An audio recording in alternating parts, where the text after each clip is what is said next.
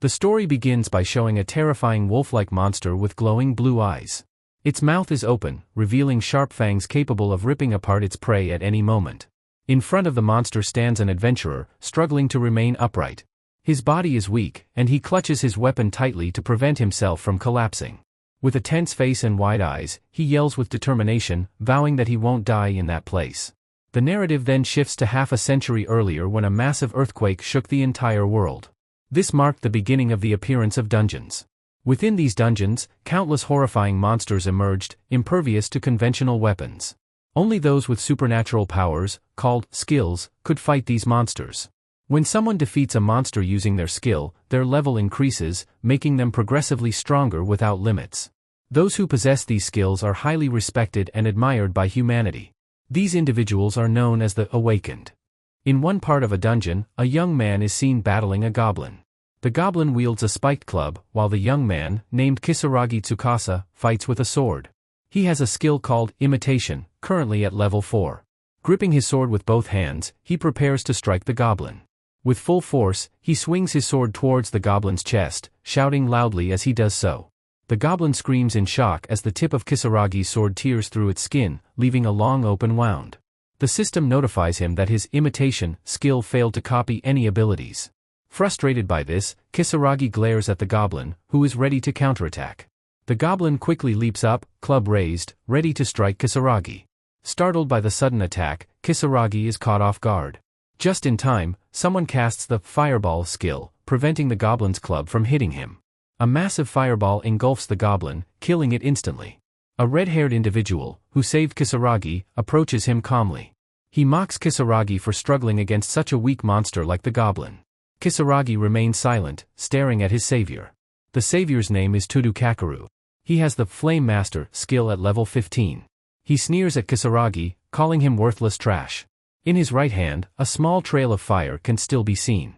Tudu Kakeru is an awakened individual who has attracted the world's attention as a rising star due to his extraordinary skills. The story then explains that when dungeons first appeared, everyone gained supernatural abilities. The strength of these abilities determined the power of an awakened. Tudu then loudly orders Kisaragi to gather the scattered magic stones. He tells Kisaragi to at least be a bit more useful to him. Without saying much, Kisaragi nods, obeying Tudu's command. As someone with a weak level, he has little choice but to comply with someone like Tudu. Kisaragi knows that Tudu Kakeru is strong. With his Flame Master skill, Tudu can control fire with ease. Meanwhile, Kisaragi only has the imitation skill, which allows him to copy a monster's ability by touching it and using it once. Given this limitation, his chances of defeating a monster are slim, especially considering the risk involved in touching one. While collecting the magic stones, Kisaragi curses his fate for having such a useless skill. His friends, Yoshimura Riku and Inu Hayato, have been watching him gather the stones. Yoshimura remarks that Kisaragi won't survive long in the dungeon with such a weak skill. Inu suggests that Kisaragi should just quit adventuring since his skill is worthless. Tudu approaches Kisaragi and drapes an arm around him, telling Inu not to insult Kisaragi because he is still part of their team. Then, with a condescending look, Tudu glares at Kisaragi. Kisaragi silently endures the mockery directed at him. The reason he became an adventurer was to cure his only sister, Kisaragi Mayu, who suffers from a congenital illness. His sister is the only family he has left. He is determined to obtain an elixir, a medicine that can cure any disease. Until he gets that cure, he won't stop being an adventurer, no matter how dangerous the challenges he faces. Inu, calmly, asks Tudu what their goal is for this adventure. He hopes they won't be heading to the boss's room. Tudu walks a few steps ahead and stomps on the goblin's corpse that he just killed. As he spreads his palm, producing a small flame, he declares that their goal is to enter the monster's lair and steal all the treasure inside. Tudu then uses his Flame Master skill, creating a massive blaze. With a loud shout, he directs the fire to incinerate the goblin's corpse completely. He feels satisfied after obliterating the goblin, as his level has increased. He plans to hunt more goblins to continue leveling up. Kisaragi can only watch his friend's powerful skills with a look of anger. He feels it's unfair. His friends easily destroy monsters with their abilities, while with his own skill, he can't even defeat low-level monsters. Although he repeatedly joined the party, almost all of the monsters were defeated by Tudu Kakeru and his other friends. Meanwhile, he gained no benefit from it. He felt that if things continued like this, there would be no point in continuing to adventure. They kept walking down the dungeon corridor. After a while, they arrived at a room filled with an abundance of treasure. They cheered in delight at the sight of the pile of gold coins and jewels before them. Yoshimura and Inu approached the pile of gold coins with joyful expressions, while Kisaragi remained silent, watching his two friends eagerly gather the coins. On the other hand, Tudu walked toward the wall of the room. He touched various parts of the wall. Using his flame master skill, he blasted the wall, causing a loud explosion. From the shattered section of the wall, a door leading to a bonus room was revealed. Tudu couldn't believe the bonus room was real. Inside the bonus room were various powerful and valuable items. However, behind the appearance of these rare and strong items lay traps that could endanger adventurers. Realizing there were traps in the bonus room, Inu asked Tudu what they should do next. With a small smile, Tudu said they didn't need to worry because he had a good plan. Tudu then walked toward Kisaragi. Suddenly, he struck Kisaragi hard, causing the young man to cry out in pain and fall. Kisaragi collapsed, trembling with fear. Meanwhile, Tudu approached him. Tudu then grabbed Kisaragi by the neck and choked him tightly. Kisaragi couldn't do anything. His breathing became labored, and his vision began to blur. With red eyes, Tudu said that he had to get rid of Kisaragi for their own good. Tudu released his grip after seeing Kisaragi's body go limp. Kisaragi could say nothing, staring at Tudu's face, unable to believe his friend would betray him like this. Yoshimura and Inu disagreed with Tudu's plan to use Kisaragi, their classmate, as bait for the trap. To them, it was a reckless and insane act. However, in a rage, Tudu shouted that this was the only way to reach the bonus room. Using someone useless wasn't a problem for him. Yoshimura and Inu were left with no choice. In the end, they followed Tudu's plan to use Kisaragi as bait for the trap. They then carried Kisaragi's limp body to enter the bonus room. Tudu kicked Kisaragi's body into the room. With a mocking laugh, Tudu said they would meet again if Kisaragi survived. Slowly, they began to close the bonus room door. Kisaragi could only glare in anger at his friends, who had cruelly used him as bait for the trap inside the bonus room. Kisaragi bowed his head. He cursed his terrible fate. Suddenly, a blinding light appeared before him. The light grew larger and larger, filling the room with its brilliance. Kisaragi shielded his eyes with his hands because of the glare. As the light began to fade, Kisaragi slowly opened his eyes. The previously dark room was now somewhat illuminated by the sudden light. He looked around. He didn't know what kind of place he was in. He stood and saw a pair of blue lights in the distance within the dark room. He tried to observe more closely to find out what those lights were. Suddenly, the pair of blue lights moved toward him. It turned out they came from the eyes of a wolf-like monster. Then it was explained that every dungeon has several rank levels. These levels include beginner, intermediate, advanced, and hero ranks. There is also a top rank that has never been conquered, the mythology rank. The wolf monster approaching Kisaragi was the god-eater Fenrir, with a level of 80 and unknown skills. Kisaragi was shocked by what was happening to him. He suspected that he was in a mythology-level dungeon. For a low-level dungeon, a trap like this seemed way too much. He still stood, facing the fierce wolf monster. He clenched his fists tightly and resolved that he couldn't die here. He remembered the fate he had faced after being abandoned by his parents. The only family he had left was Mayu, his younger sister. For the sake of his sister, he was determined not to die in this place. He shouted loudly to ignite his spirit. Then, with a powerful stomp, he leaped into the air, ready to strike the monster with his sword. The monster let out a loud roar, creating a powerful sound wave. The intense sound wave hit Kisaragi, sending him flying into the wall. The impact was so hard that it caused the wall to crack. Meanwhile, Kisaragi felt as though his bones were shattered after colliding with the wall. He fell, sitting with his back against it.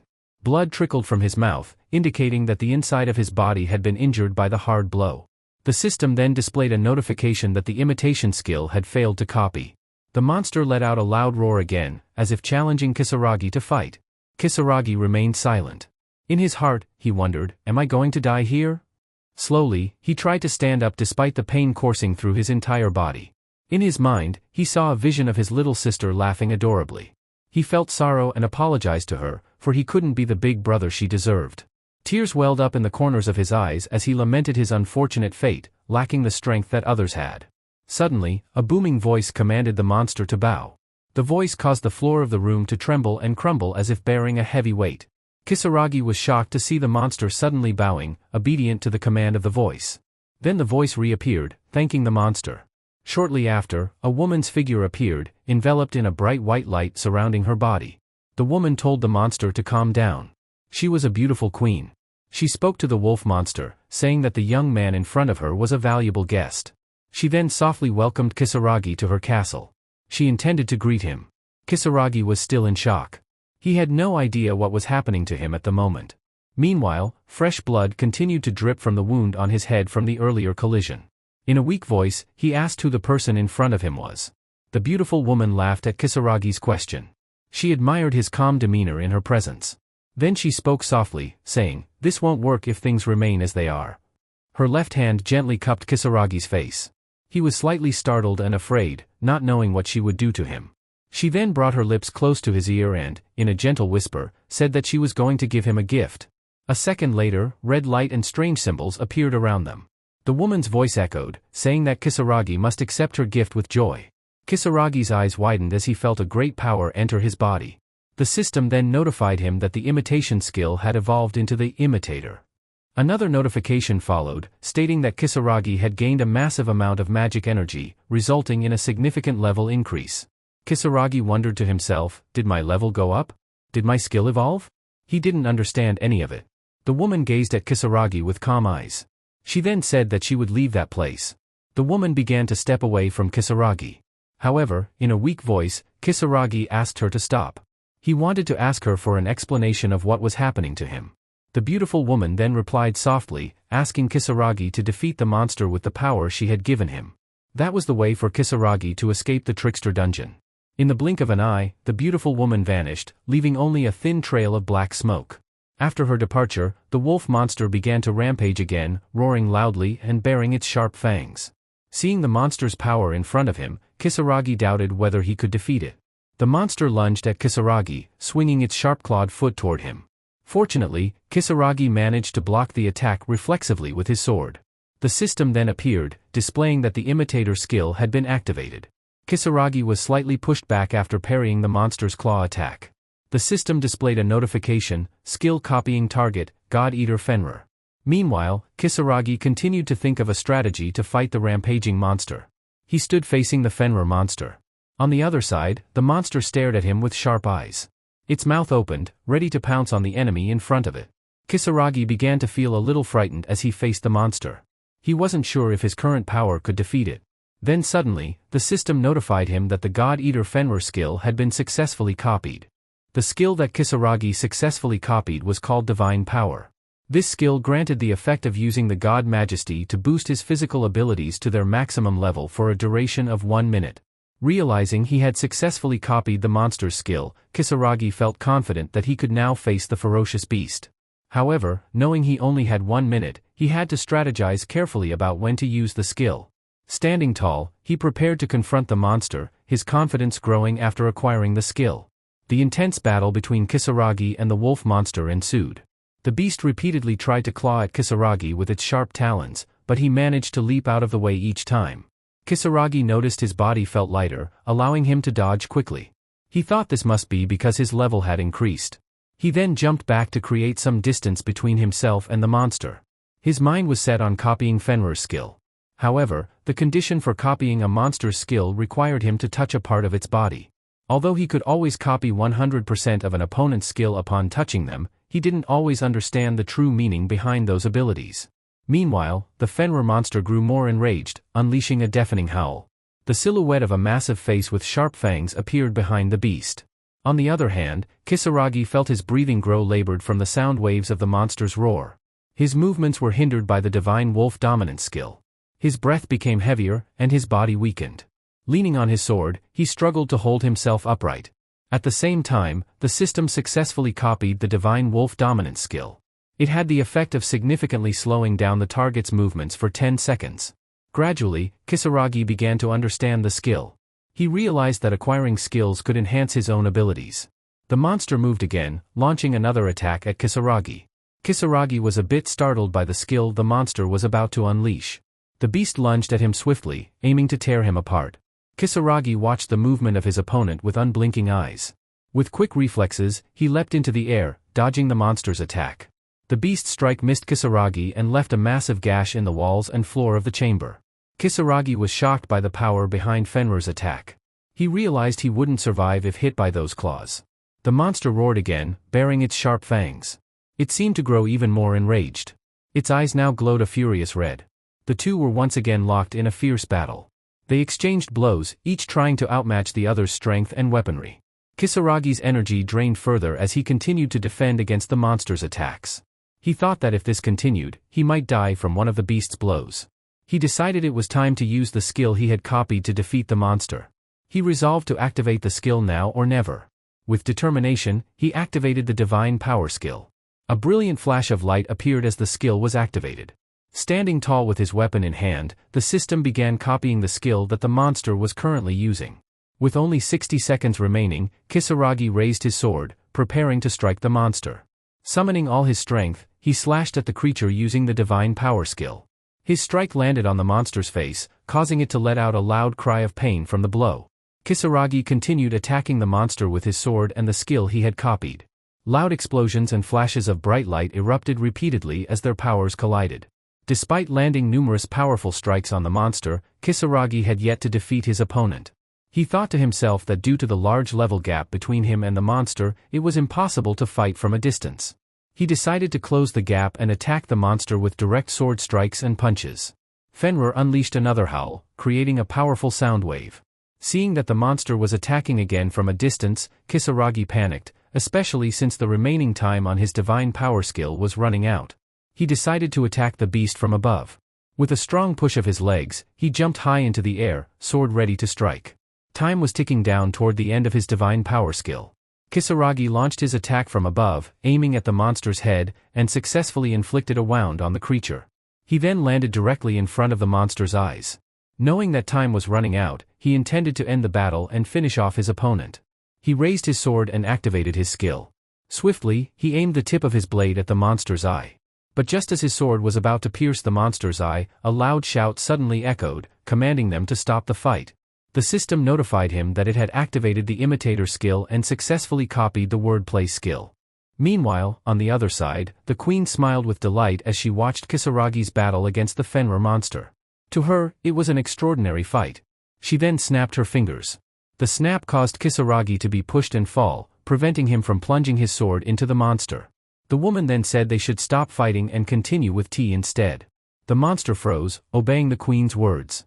Meanwhile, Kisaragi stared at the queen standing atop the monster's body, bewildered by her actions. The woman explained that she did it merely to amuse herself. She elaborated that not many adventurers came to that place. And those who managed to enter were quickly defeated by the Fenrir monster.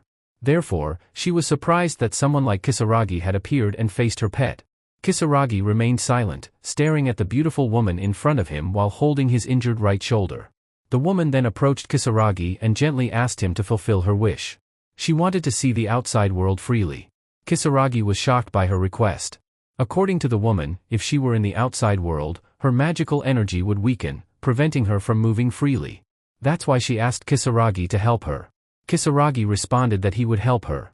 His agreement to help surprised the woman. She hadn't expected him to accept her request so quickly.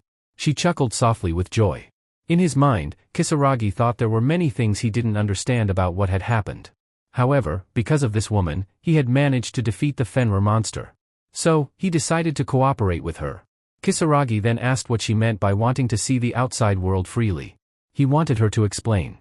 The woman didn't answer his question. Instead, she pulled Kisaragi's head into her embrace. She only mentioned that Kisaragi had used too much power. Shaken by being embraced by the woman, Kisaragi asked for her name. The beautiful woman answered that her name was Loki. She also softly said that she was happy to meet Kisaragi Tsukasa. Slowly, Kisaragi's eyes closed, and he lost consciousness. Seconds later, he passed out. When he opened his eyes, he was in a place unfamiliar to him. He saw the ceiling of a room that felt strange. He tried to rise from his sleep, but suddenly, he heard the voice of a girl beside him. The girl expressed happiness that Kisaragi had finally awakened. Kisaragi was startled as he didn't recognize her. The girl complained that Kisaragi had quickly forgotten her. She sighed heavily in frustration. The girl observed Kisaragi's face, which still looked confused. She then remarked that Kisaragi had truly forgotten her and called him a cruel man.